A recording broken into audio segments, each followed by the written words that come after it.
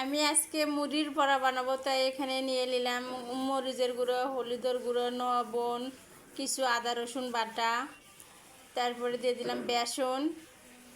এখন দিয়ে দেবো কিছুটা ময়দা,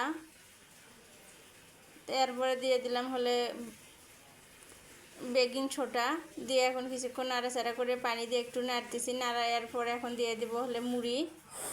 নাড়াটা শেষ, এখন এর ভিতর মুড়িটা দিয়ে দেই।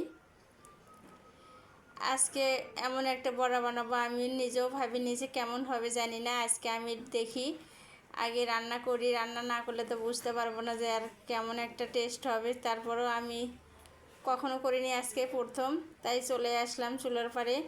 কিন্তু মাশাআল্লাহ অনেক সুন্দর রং আছে, কালারটা দেখেন অনেক সুন্দর একটা কালার, দেখেই তো মনে হচ্ছে যে খেতে। যাই হোক, কালার দেখে মনটা শান্তি, তাই আমি চলে আসলাম।